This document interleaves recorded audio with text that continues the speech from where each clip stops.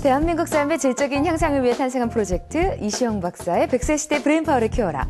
오늘도 그동안 미처 알지 못했던 두뇌 속에 담긴 놀라운 비밀들을 파헤쳐봅니다. 두뇌과학 전문가 이시영 박사 자리하셨습니다. 박사님 안녕하세요. 안녕하세요.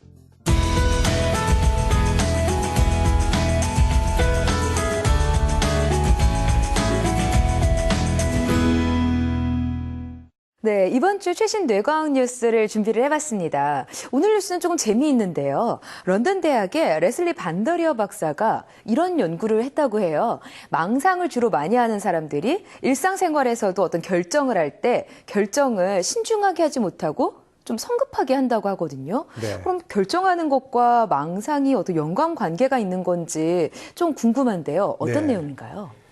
그래서 이 사람들은 제 이 두 웅덩이에 이제 흰 물고기, 검은 물고기를 잡는 모습을 보여줬습니다. 네. 실험자들한테. 그리고 이제 한참 보여준 후에 어느 쪽에 흰 고기, 혹은 검은 고기가 많은지를 알아맞히는 겁니다. 이거 알아맞히면 이제 상을 주도록 이렇게 되어 있습니다. 그러나 여기에 조건이 있습니다. 이게 이제 오래 보면 볼수록 아무래도 답이 정확하겠죠. 그렇죠. 그 대신에 상은 줄어드는 겁니다. 감점이 되는 것이죠. 이제 그래서 이 실험을 했는데 참 재미있는 것은 이제 이 망상증 진단 테스트와 함께 이 실험을 했더니 이 망상증이 심한 환자면 환자일수록 굉장히 빨리 대답을 하더라. 그 말은 이 사람들에게는 자기에게 굉장히 유력한 정보인데도 불구하고 그걸 활용하지 않고 아주 굉장히 빨리 그걸 결정을 하더라. 실제로 이 망상증 환자들은요, 굉장히 머리가 빠릅니다. 그리고 머리가 좋아요. 왜냐하면은 이 망상증 환자들은 뭐 어떻게 보면 뭐 소설 작가나 같습니다. 그리고 뭐 딱 한 가지 큐를 가지고 막 뭐 그림을 그리는 이런 아주 비상한 머리를 갖고 있습니다. 실제로 그 천재들 중에는 이 망상증 환자들이 드러나 있습니다. 그래서 이 망상증 환자들이 정말 이 모든 결정을 굉장히 빨리 어떤 일에서는 좀 소홀하게 그렇게 하는 경향이 있다. 이걸 이제 실험적으로 증명을 한 겁니다. 그러니까 제대로 많은 정보를 얻지 않고 신중하게 좀 그렇게 많은 정보를 가지고 결정을 해야 될 텐데 사실 망상증 환자가 아니더라도 우리가 섣부르게 정보를 한두 가지만 가지고 선택을 하게 되는 경우가 많잖아요. 네. 앞으로는 조금 더 신중하게 좀 기다리고 인내해서 많이 생각을 해서 결정을 하도록 연습을 좀 해야 되지 않을까라는 생각이 좀 듭니다. 네, 이렇게 망상증 환자, 망상증이 많은 사람들이 결정을 좀 쉽게 한다는 연구 내용을 좀 이야기를 해드렸는데요. 두 번째도 재미있는 소식입니다.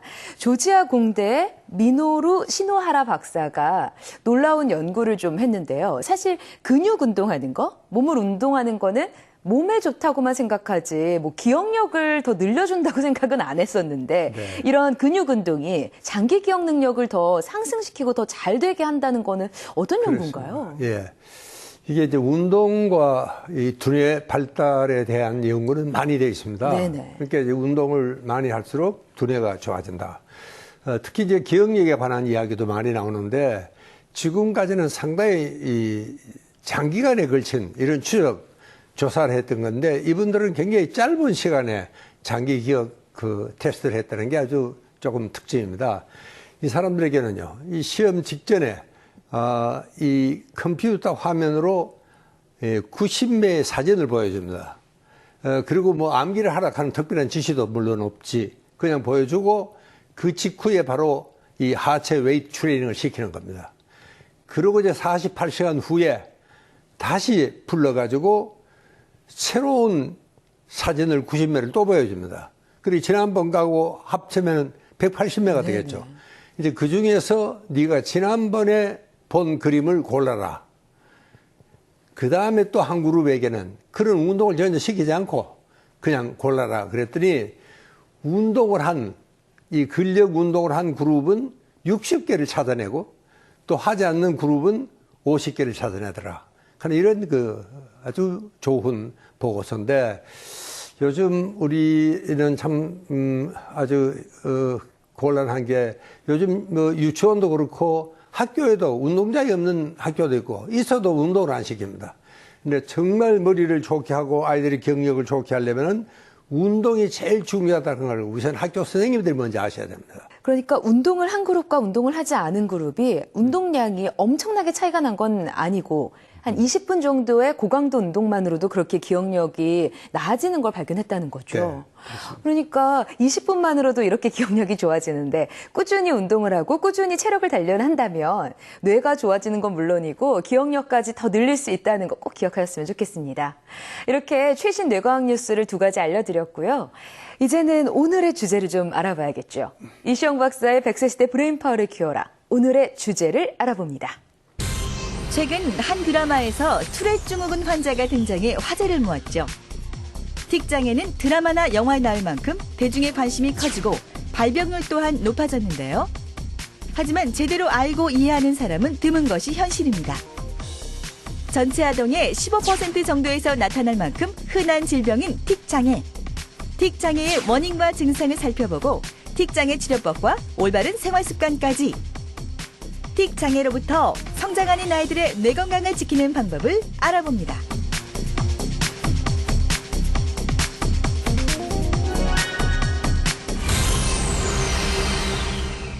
네, 틱장애, 투렛 증후군이라고도 불리는데요. 요즘 이 틱장애, 투렛 증후군에 대한 이야기들이 많이 나오고 있는 것 같습니다. 어떤 건가요? 그래요. 이게 때로 혼돈하는 사람이 들어 있습니다. 틱장애와 투렛 증후군. 그러나 그거는 개념상 전문가들은 뭐 구별을 해서 이야기하지만 일반 사람들은 뭐 비슷한 걸로 생각해도 별로 다르지가 않습니다. 이렇게 어떤 이제 행동을 계속 똑같은 거를 반복을 하는 것. 그러나 일시적으로 있는 정도라면 괜찮은데 이게 이제 만성적으로 진행이 되면은 이제 만성 틱장애. 또 그다음에 이제 이 이상한 소리를 내는 그 행동뿐만 아니고 소리 틱을 같이 내는 음성 틱이라고 그러죠.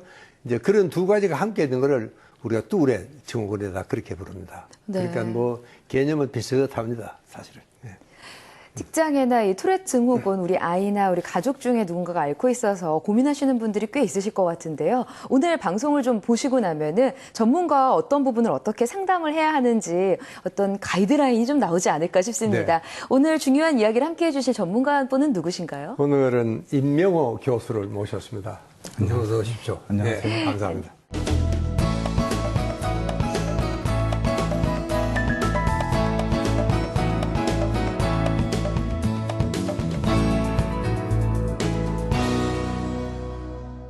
교수님, 방금 전에 박사님께서 이제 틱장애와 투렛 증후군이 다르다. 근데 일반인들은 많이 비슷하다고 착각을 하고 있다라고 설명을 해주셨는데요.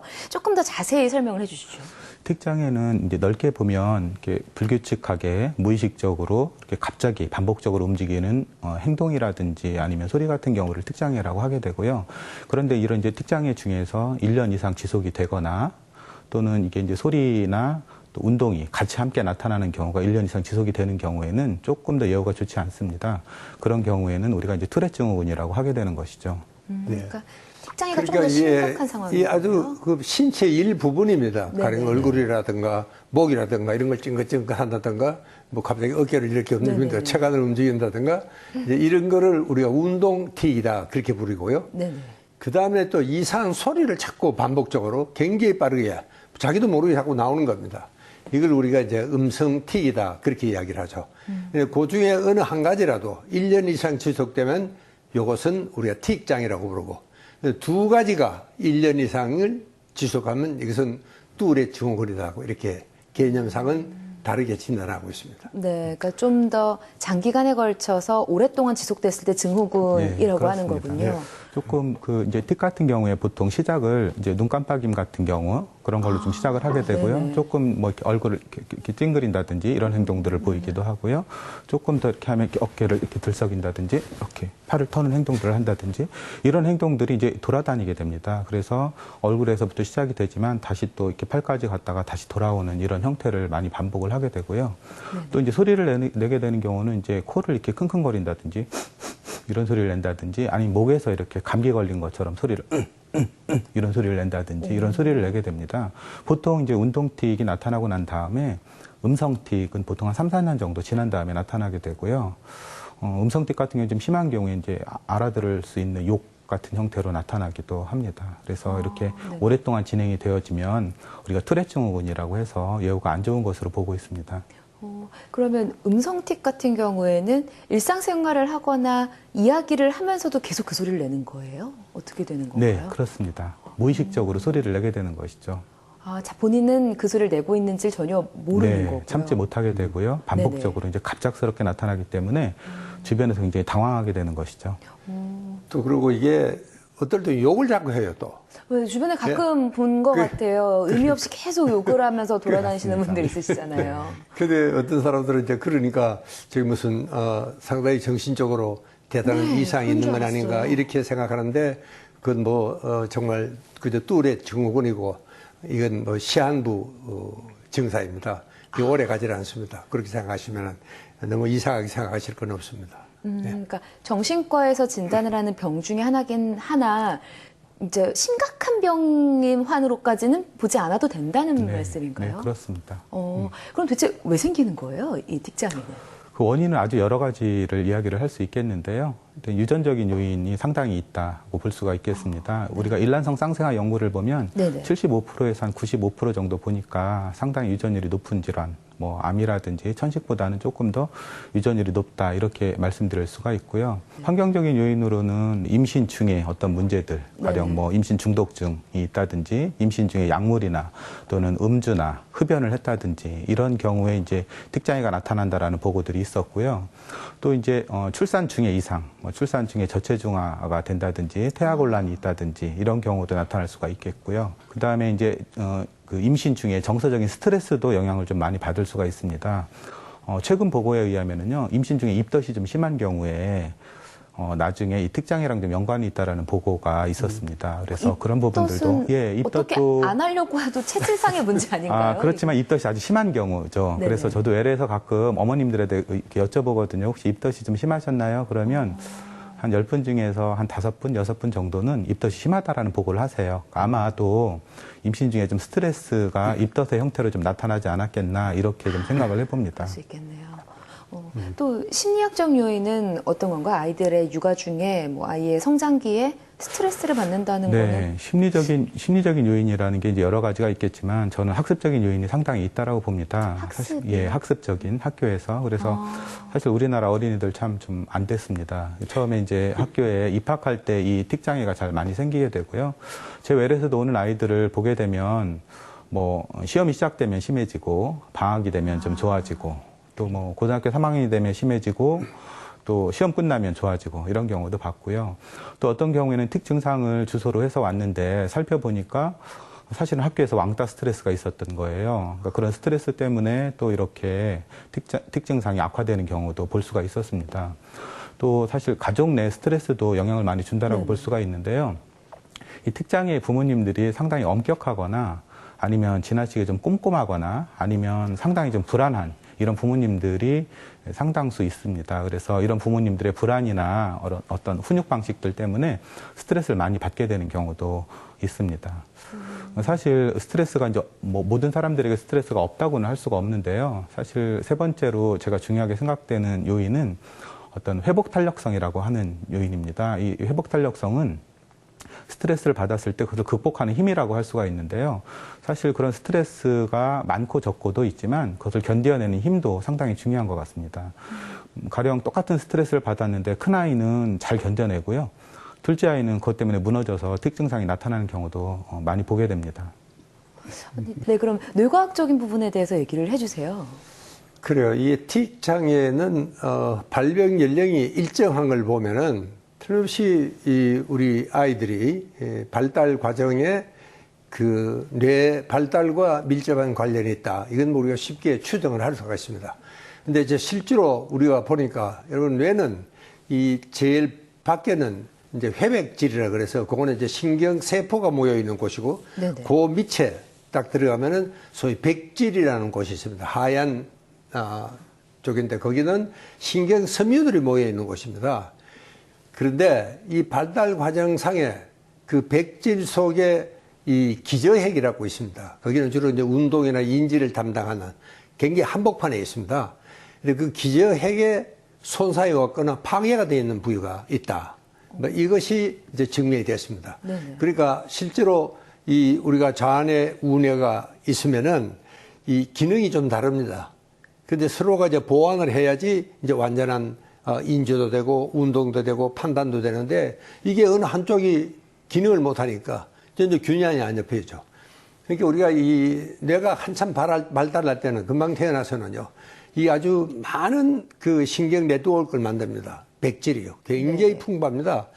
그런데 그 중에 상당한 것은 버려버립니다. 왜? 필요 없는 것은 자꾸 버리고, 쓰지 않는 것도 버려버리고, 또 별로 도움이 될 만하지 않은 것은 다 버려버리고, 없애버립니다.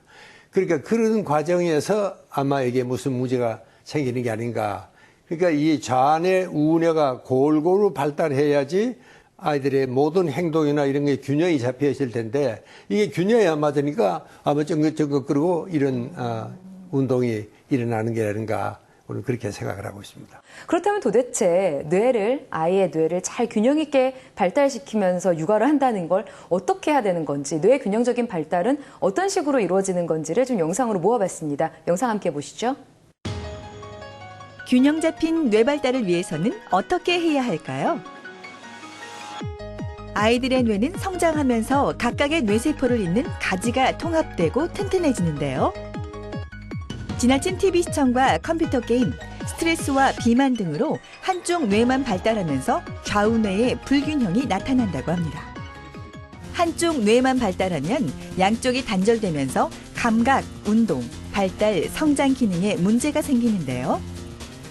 상대적으로 발달이 덜 된 뇌 부위를 찾아내 감각 훈련과 운동을 통해 자극하면 다른 쪽 뇌와 비슷하게 발달시킬 수 있습니다. 생활 속에서 좌우뇌의 균형을 맞추는 방법으로는 장기와 바둑, 보드게임, 악기 연주 등을 하거나 클래식 음악 등을 들으면서 자유롭게 상상하는 것이 도움이 됩니다. 또 주로 사용하는 손을 바꿔보거나 두 손을 고르게 사용하는 것도 좋은 방법입니다. 요즘 아이들이 접하는 환경과 놀이는 대부분 일방적인 자극과 반복적인 움직임으로 좌뇌를 자극하는데요. 자연에서 하는 놀이들은 주로 우뇌를 자극하는 것이 많습니다. 맨발로 모래를 밟고 물놀이를 하며 느끼는 촉각은 일상에서 얻을 수 있는 자극과는 다르죠. 짠 바다내음, 풀냄새, 흙냄새는 후각을 자극하고 새소리 같은 자연의 소리는 청각을 자극합니다. 뿐만 아니라 산의 경사로와 비포장길을 걷기 위해선 자연스럽게 중심 근육과 대근육을 사용하게 되는데요. 아이들의 눈앞에 펼쳐진 자연은 책과 TV를 통한 2차원적인 모습이 아니기에 아이들의 시야를 넓히는 데도 도움을 줍니다. 아이들의 두뇌 발달을 위해선 실제로 보여주고 만지게 하고 느끼게 해주는 것만큼 좋은 것이 없는 셈이죠. 아동기를 지나 학습이 이루어지는 나이에도 단순히 책을 읽고 문제를 푸는 것보다는 경험을 해보는 것이 가장 좋은 방법인데요. 아이의 균형 잡힌 뇌 발달을 위해 가족이 함께 가까운 공원에 나가 자연을 느껴보는 건 어떨까요?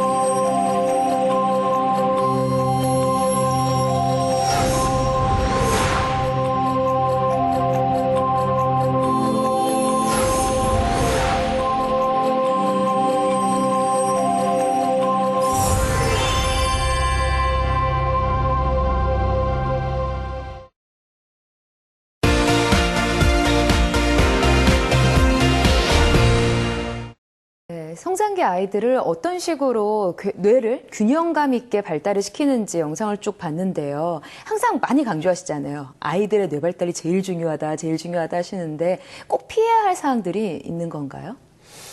그래서 무슨 아이들에게 이게 왜 이렇게 균형 잡힌 발달이 되지 않느냐. 네. 그러면 우선 이제 TV 게임이라든가 컴퓨터라든가 또 TV를 너무 많이 신청을 한다든가 이제 이런 것들이 아이들의 뇌 발달에 상당히 그 밸런스가 깨어지는 이런 위험이 있고요. 네네. 특히 요즘 또 이 엄마들도 보면은 우리가 이 임신 중에도 이 아이들의 뇌는 막 굉장히 발달을 합니다. 예, 그 머리가 굉장히 크잖아요, 아이들이. 그쵸. 예, 태어날 때부터도 네네. 머리가 제일 큰 이런 부위인데 그만큼 이제 이 뇌신경이 발달하는데 특히 이제 뇌신경 발달에 저해를 줄 만한 것들은 가령 예를 들면 엄마들이 담배, 술, 스트레스 뭐 이런 것들 임신 그리고 중에. 이 비만도 임신 중에 그것은 정말 각별히 조심을 하지 않으면은 이 아이들의 뇌 발달에 뭐 비록 틱뿐만 아니고 다른 뇌 발달 장애가 여러 가지 있을 수가 있으니까 아주 조심하셔야 됩니다.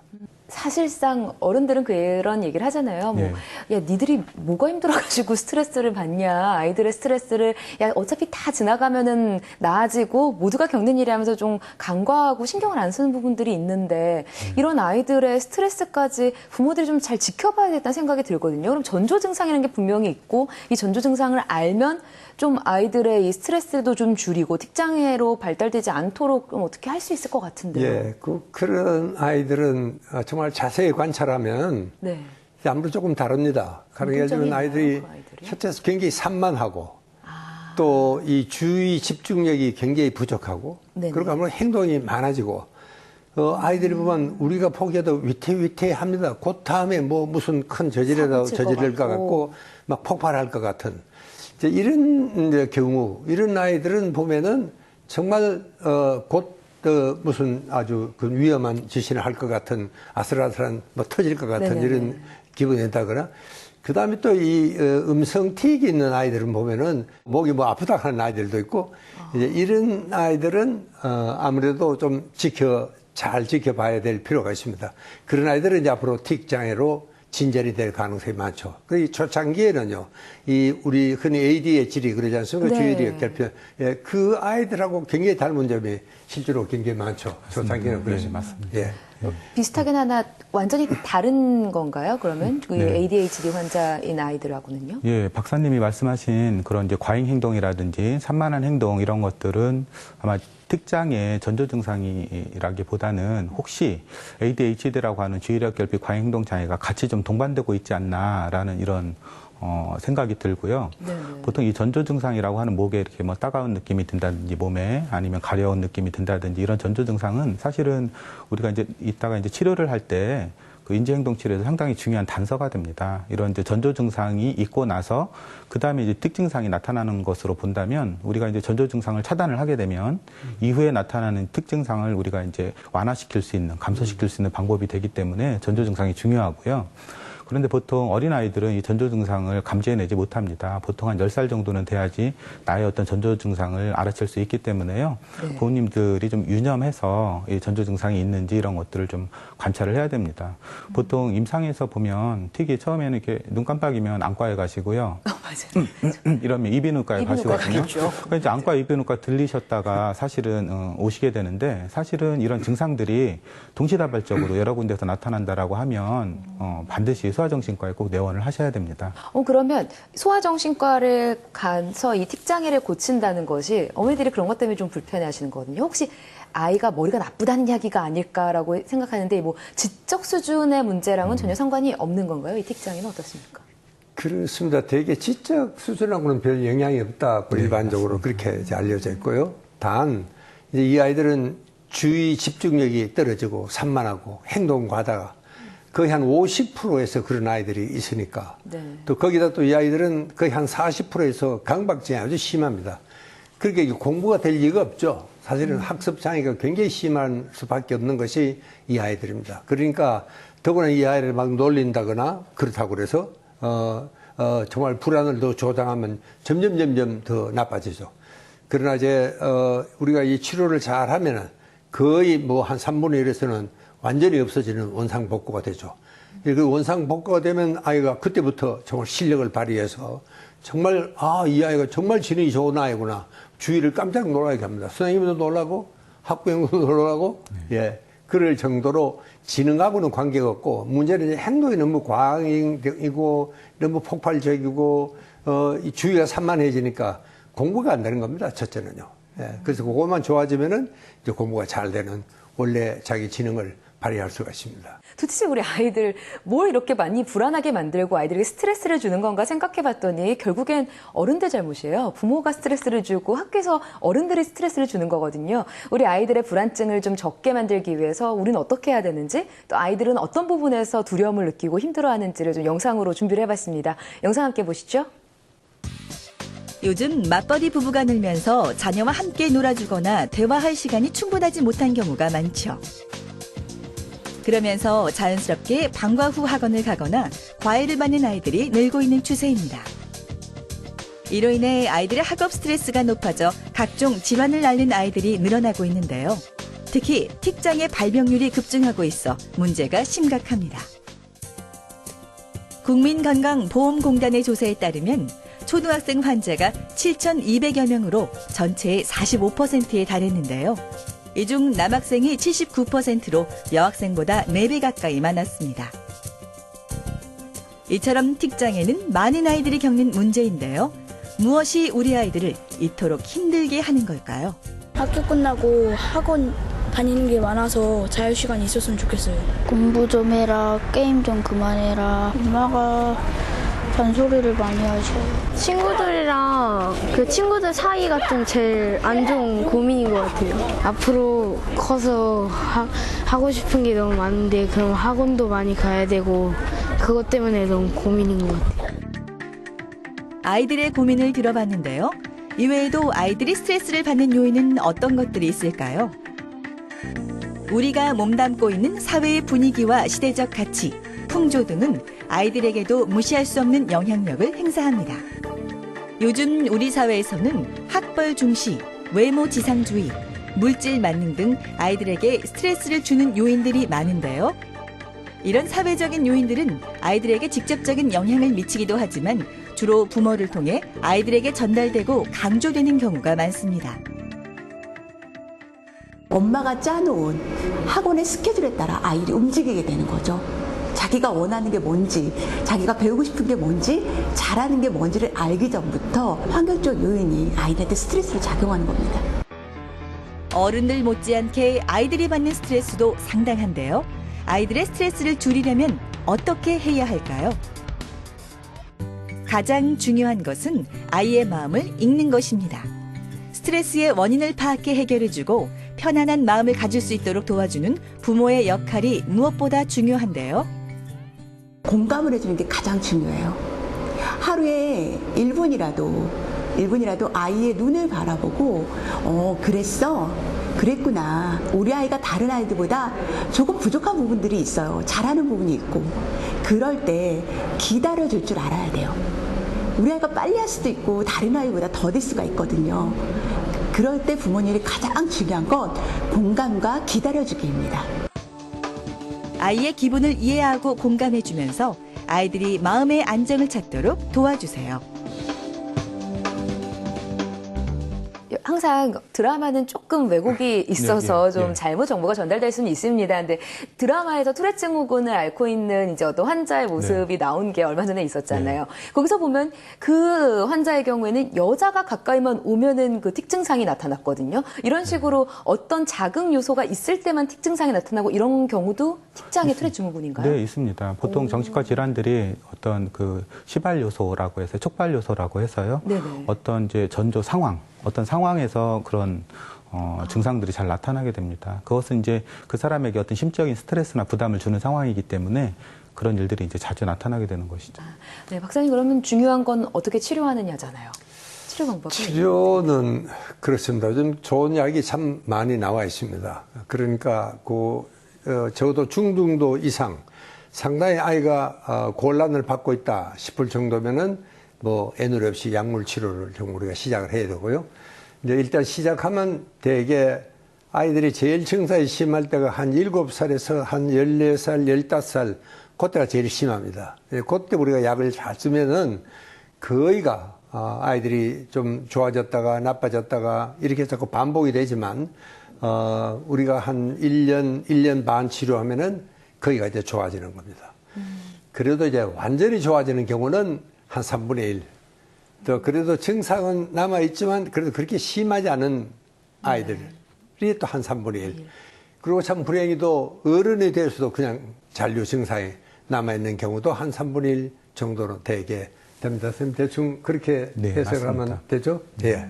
정신과에서 약물 치료를 하게 됐을 때 이 투렛 증후군이나 틱장애를 약물을 치료를 하면은 그 부분을 뭐 움직이지 못하게 하는 건 아닐 테고요. 뭐 상처를 낫게 해주는 연고 같은 게 아니잖아요. 그 약이라는 게. 그럼 어떻게 호르몬을 조절하는 건가요? 뇌의 작용을 조절하는 건가요? 어떤 약이에요? 앞서 말씀드렸던 그 기저핵이라고 한 이 박사님께서 네. 말씀을 해주셨던 기저핵이라고 하는 곳에요. 지금까지 이제 가장 알려진 바로는 도파민이라고 하는 호르몬, 신경 전달 물질이 있는데요. 그런 신경 전달 물질이 과도하게 좀 흥분되어져 있고 그런 것들이 조절이 좀 어렵기 때문에 말하자면 약을 쓰는 것은 그런 도파민을 조절하는 약을 쓰게 됩니다. 예. 자, 그러면 이런 약물 치료 외에 함께 동반되어야 될 것이 가정에서의 치료일 텐데 부모들은 어떤 식으로 계속 치료 방법을 계속 해줘야 되는 건가요? 그래 참 부모들의 태도가 참 중요하고요. 네. 절대로 그 아이를 못 놀리거나 이거 뭐 지가 안 하려고 그런다고 안 하는 게 아니니까 이게 절로 되는 거니까 우선 그걸 부모님들이 정말 이해를 잘 하셔야 되고요. 또 그리고 그 아이가 그렇다고 그래서 너무 지나친 증상에 관심을 가지면 안 된다. 쟤는 그저 뭐 습관적으로 그런 아이다. 그렇게 좀 가볍게 생각하는 것도 아이의 부담을 한결 이제 들어주게 되고요. 네네. 또 가령 우리가 어떤 밖에 공중석에 그런 시장에 나갔다거나 안 그러면 잔치집에 갔다든가 깨가 너무 심할 때는 그때 조용히 데리고 와서 한쪽 구석에 가서 좀 차분하게 얼마간 증상이 좋아질 때까지 좀 기다려 부모가 함께 있어주는 것도 아이들이 한결 안심이 됩니다. 아이들은 이제 여러 사람 앞에 가면 긴장이 되니까 네. 실제 틱장애가 더 심해지거든요. 그리고 그럴 때는 정말 조금 피해주게 하는 이런 배려도 부모님들에게는 참 중요합니다. 예. 네, 그리고 또 이제 주의력 결핍인 아이들은 가끔 가다가 운동을 하게 하거나 다른 쪽으로 좀 행동을 바꿔서 그걸 치료하게끔도 하잖아요. 이 틱장애도 이런 식의 행동치료법이 있습니까? 예, 행동치료법이 지금 이제 가벼운 틱 같은 경우에는 인지행동치료의 그 행동치료법이 네. 가장 이제 맨 먼저 해야 되는 치료로 되어져 있는데요. 구체적으로 제가 예를 좀 말씀을 좀 드려보겠습니다. 가령 이제 그 인지행동치료에서 습관치환법이라고 하는 방법을 가장 많이 쓰게 되는데요. 네네. 가령 우리가 틱을 이렇게 팔을 이렇게 터는 틱이 있다라고 하면 이제 어떤 방법으로 하게 되느냐면 깍지를 끼고 이렇게 자연스러워야 됩니다. 자연스럽게 해서 이렇게 무릎 위에 깍지를 끼운 상태로 이렇게 가만히 참게 만드는. 예, 이런 인지행동 치료의 습관치화법의 포인트는요. 첫 번째는 이 행동이 자연스러워야 된다라는 것입니다. 주변 사람들이 볼 때 좀 잘 모르겠는데 이런 느낌이 들 정도로 자연스러워야 되고요. 두 번째 포인트는 만약에 이 행동, 대체 행동을 하게 되면 틱 행동을 할 수 없도록 이런 대체 행동을 훈련을 해야 된다는 것입니다. 가령 우리가 이렇게 깍지를 끼고 있으면 이렇게 털어내는 틱을 할 수 없게 되는 것이죠. 이런 대체 행동을 이용을 해서 틱을 누르는 훈련을 하게 됩니다. 네, 이 틱장애 심각해져서 치료를 잘하는 것도 중요하지만 사실 이 치료법보다는 예방을 먼저 하는 게 우선일 것 같거든요. 예방법은 어떤지 좀 이야기를 해주시죠, 박사님. 이제 임 교수가 자세히 설명을 해 주셨는데 특히 요즘 이제 새 학기가 시작이 된다거나 아이들이 시험이 있거나 그러면 확실히 더 심해집니다. 그리고 그걸 이제 미리 부모님들이 알고 계셔야 됩니다. 이럴 때 아이가 더 심해지겠구나. 이제 그럴 때는 가급적인 규칙적인 생활을 하고 그 다음에 아이들에게 적절한 스트레칭을 시키는 게 참 중요합니다. 이건 왜냐하면은 이 틱장이라는 것은 이제 운동신경 회로가 굉장히 아주 예민하게 되어 있습니다. 그래서 그거 건드리면 이렇게 운동장애가 네네네. 일어난다. 이렇게 생각하시면 아주 쉽습니다. 그리고 거기에 자극을 안 줘두기 위해서는 이제 아주 긴장된, 아주 예민하게 된 운동신경 회로를 좀 낮춰야 된다. 그렇게 하기 위해서는 우리가 기분 좋은 스트레칭을 하는 것도 한 가지 방법이고, 그 다음에 이제 특히 이제 아이들은 이 TV라든가 게임 같은 그런 너무 흥분된 일을 시키는 것은 그 정말 예민한 운동신경 회로를 더 더 건드리 자극시키는 자극을 하는 거니까 그건 정말 별로 좋지가 않습니다. 이 특장애의 경우에서는 이제 특별히 혹시 이제 저희들이 보호 요인이라고 하게 되는데요. 확실히 효과적인 이런 예방법이 어떤 것이 있는가에 두 가지를 이야기를 하고 있습니다. 하나는 이런 운동입니다. 유산소 운동이 특장애에서 도움이 된다라는 보고가 있고요. 또 하나는 적절한 수면입니다. 이런 적절한 수면이 역시 특장애에 도움이 된다라고 합니다. 새학기 되면 학교에 대해서 굉장히 많이 불편해하고 힘들어하기 때문에 사실은 저 같은 경우에는 미리 좀 계약하는 경우에는 학교에 가서 이곳저곳 장소 같은 것도 좀 들러보고요. 사실 학교라는 것이 괴롭고 힘든 곳이 아니라 조금 좀 친근하게 좀 다가갈 수 있는 곳이다. 이렇게 좀 적응을 하는 것도 도움이 되지 않을까 싶습니다. 그러니까 이 특장애 예방법, 치료법에 대해서 꼼꼼하게 쭉 다 설명을 해주셨는데요. 보시는 분들이 이게 어떤 식으로 예방을 하고 치료를 하는지 조금 더 이해를 쉽게 도와드리기 위해서 저희가 영상으로 묶어봤습니다. 영상 함께 보시고요. 계속해서 이야기 이어갑니다. 틱 장애는 18세 이전의 발병에 성장하면서 자연적으로 치유되는 경우도 많지만 성인이 돼서까지 증상을 지니는 경우도 있습니다. 틱 장애를 치료하기 위해서는 생활 습관을 바로잡는 것이 무엇보다 중요한데요. 규칙적인 생활 습관을 기르고 스트레칭이나 호흡법을 해주는 것이 좋습니다.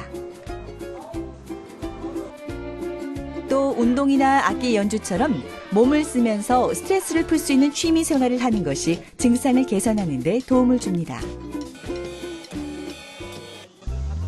반면 틱 장애를 유발할 수 있는 생활 습관은 반드시 고쳐야 하는데요. 스마트폰 사용이나 게임은 과도한 긴장을 유발시켜 틱 증상을 악화시키므로 되도록 멀리해야 합니다. 게다가 초콜릿, 설탕, 인공조미료, 카페인 등은 가장 흔하게 틱 증상을 유발하는 요소이므로 피하는 것이 좋습니다. 무엇보다 영양 섭취를 고르게 할 필요가 있는데요. 우리가 무엇을 먹느냐에 따라 뇌의 기능과 학습 능력, 집중력은 물론 틱 장애 치료에 많은 영향을 줄 수 있기 때문이죠. 먼저 호밀, 수수, 조, 현미, 귀리와 같은 정제되지 않은 곡물류를 섭취하는 것이 좋습니다. 또 불포화 지방산이 풍부해 뇌신경 세포를 성장시키고 기억력을 향상시키는 견과류를 자주 먹는 것도 도움이 됩니다. 신선한 채소 역시 피를 맑게 하고 인체에 좋은 각종 식물 영양소를 함유하고 있기 때문에 반드시 섭취해야 하는 음식이죠. 특히 뇌에 좋은 대표적인 음식으로 등푸른 생선을 꼽을 수 있는데요.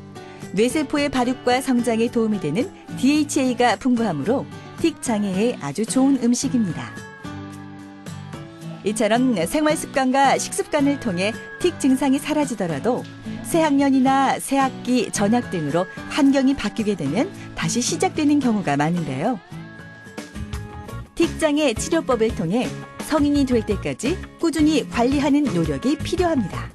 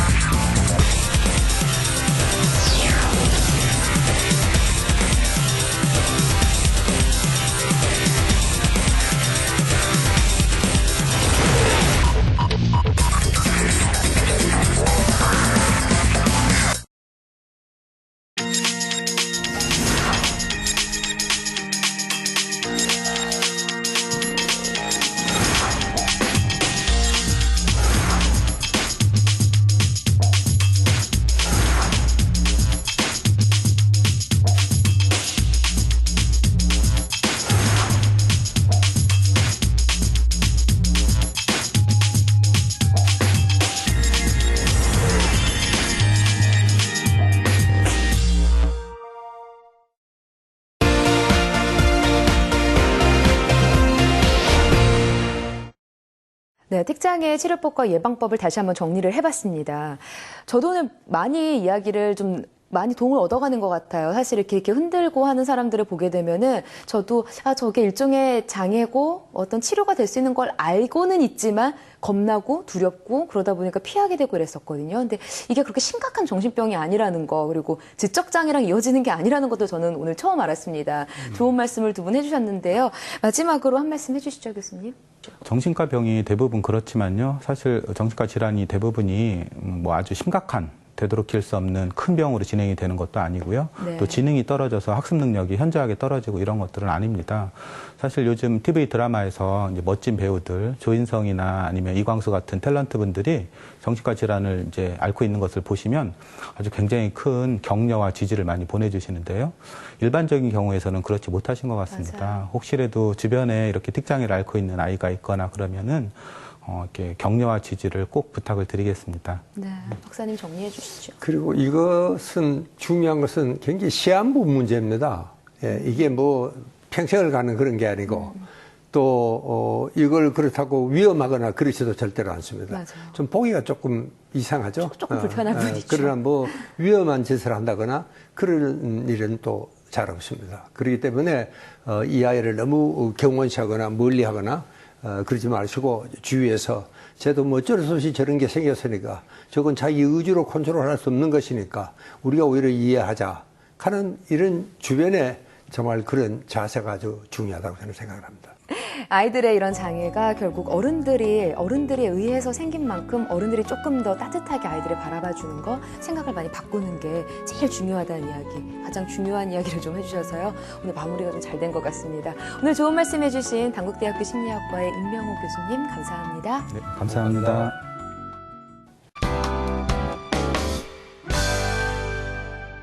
브레인 전문가 이시영 박사가 내리는 브레인 특효 처방전 시간입니다. 오늘은 틱장에 대해서 알아봤잖아요. 네. 박사님, 브레인 특효 처방전이 있을까요? 예.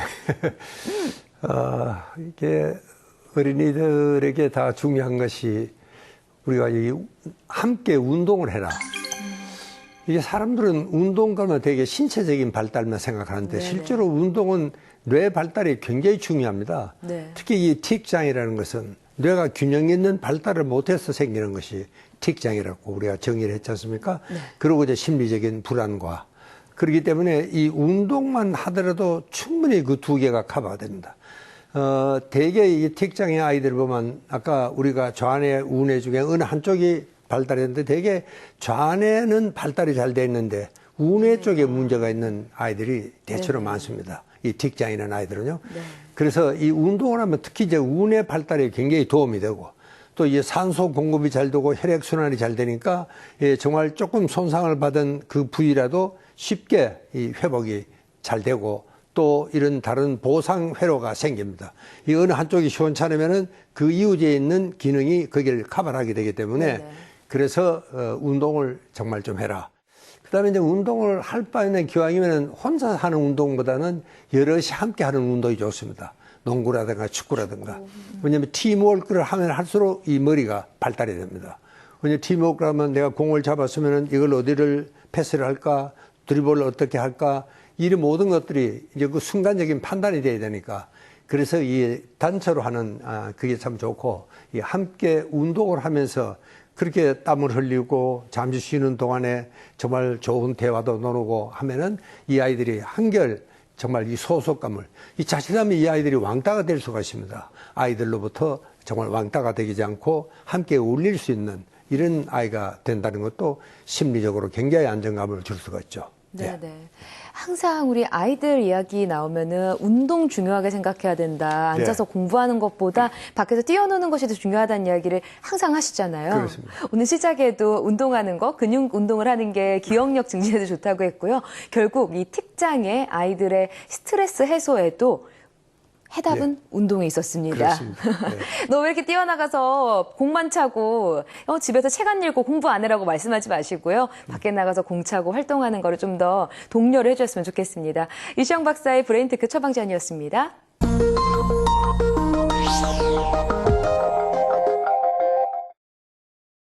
마음을 읽는 두뇌 이야기 뇌과학 마무리 때입니다.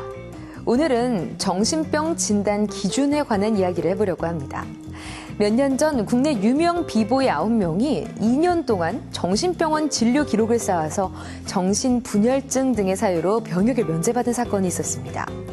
이들은 정신질환 증상을 연기하면서 수차례 입원을 하는 등 치밀한 계획을 통해서 이 정신과 의사에게서 진단서를 받아냈는데요. 얼핏 보면 이 정신의학 분야에서는 가짜 환자로 진단을 받아내는 것이 가능해 보입니다.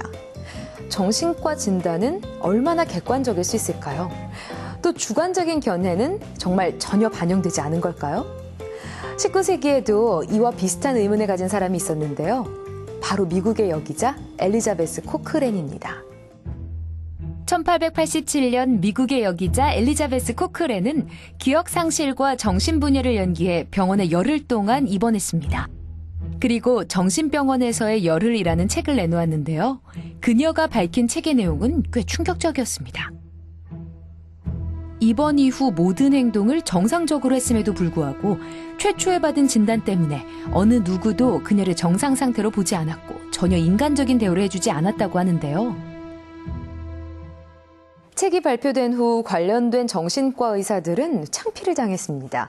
또 환자들에게 비인간적인 처우를 한 정신병원에 대해서는 법정 감사가 이루어지기도 했는데요. 무엇보다 가장 놀라웠던 건 어떻게 정신이 멀쩡한 사람이 정신병원에 입원할 수 있었을까 하는 점입니다. 열흘간 정신병원에 입원한 엘리자베스 코크랜은 정신병원에 입원하는 것은 쉬웠지만 나오는 일은 불가능에 가까웠다고 말했습니다. 정말 그럴까요? 1972년 미국의 한 지역에서 8명의 가짜 환자가 8개의 서로 다른 정신병원에 입원한 일이 있었습니다. 데이비드 로젠한 박사가 주도한 이 실험의 참가자는 모두 8명. 이들은 각각 다른 병원에서 가짜 증상을 호소해 조울증을 비롯한 구체적인 병명을 진단받았습니다. 그리고 입원한 뒤부터는 연기를 그만두고 정상적인 생활을 했다고 하는데요. 하지만 이미 정신병 환자로 분류된 그들의 행동을 어떤 의사도 정상이라고 판단하지 않았다고 합니다. 심지어 입원해 있는 동안 글쓰기에 전념한 한 실험자는 글을 쓰는 행동 때문에 정신분열증 진단까지 받았다고 하는데요. 8명의 실험자의 평균 입원 기간은 19일. 그중 1명은 수십일 동안 퇴원 판정을 받지 못했습니다. 재미있는 것은 함께 병원 생활을 한 실제 환자들은 오히려 이들의 정체를 금방 알아챘다는 건데요. 당신은 정신병이 없다. 혹시 이 병원을 조사하러 온 게 아니냐라는 이야기를 했다고 합니다. 로젠한 박사는 사이언스지에 맨정신으로 정신병원 들어가기라는 제목의 논문으로 실험의 결과를 발표했는데요. 정신의학계에서 규정한 판단 척도에만 의존해 의사가 환자를 속박한다는 내용의 반정신의학 입장을 이야기한 것이었습니다. 로젠한은 정신병원의 진료와 진단 시스템에 객관성과 검증성이 결여되어 있고 환자의 진술 하나만 믿고 무모한 진단을 내린다며 이것은 심각한 문제라고 지적했습니다. 정신의학계는 로젠한 박사의 실험과 결과에 강하게 반발했습니다. 또 미국 12개의 병원은 로젠한 박사가 가짜 환자를 자신들에게 보내면 그중에서 1명도 빠짐없이 색출해내겠다면서 패기 있는 도전장을 내기도 했는데요. 이후 병원들은 로젠한이 보낸 사람들 중에 41명의 가짜 환자를 찾았다고 했지만 사실 로젠한은 단 1명의 가짜 환자도 보내지 않았었다고 합니다. 병원에서 가짜라고 판별한 환자들 모두가 실제 환자들이었던 건데요. 그러고 보니 이 정신병을 판단하는 기준이 과연 무엇인지가 궁금해집니다. 도대체 무엇을 정신병이라고 부를 것이냐의 문제는 정신의학에서 언제나 핵심적인 논란이 되어 왔습니다. 신체적인 검사가 가능한 일부 질환을 제외하고는 환자가 말하는 방식과 행동, 또 그동안 겪은 일에 대한 진술 등을 종합해 진단을 내릴 수밖에 없기 때문이죠. 하지만 정신의학적 진단의 구조적 한계에 대해 의문을 제기한 로젠한 박사의 실험이 정신의학계를 크게 자극했고 미국 정신과학회에서는 객관적인 진단 체계를 만들기 위한 움직임이 일어났습니다. 그리고 현재 그 진단 체계가 상당 부분 정리되었죠. 이처럼 로젠한의 실험은 정신의학계의 자극제가 된 반정신의학의 대표 실험으로 남게 됐습니다. 그 결과 신경정신과는 환자들의 증언과 행동, 또 신체적인 지표 등을 다각도로 관찰하는 등 평가 체계를 통해서 진단을 내리고 있는데요. 지금도 객관적 판별을 위한 평가법을 찾아내기 위해서 실험과 연구를 거듭하고 있습니다. 정신 이상은 보호받고 또 관찰되어야 할 특수한 병입니다. 그렇기 때문에 법적인 보호나 제재를 받기도 하는데요. 이를 악용해서 정신 이상 진단을 받으려고 가짜 환자 연기를 하는 사람들도 있고 또 가족을 강제 입원시키는 사람들도 있습니다. 개인의 이득을 위해 법을 악용하는 이런 행동들. 양심과 도덕심이 결여된 정신은 결코 건강하다고 할 수 없겠죠. 뇌과학 마음을 읽다였습니다.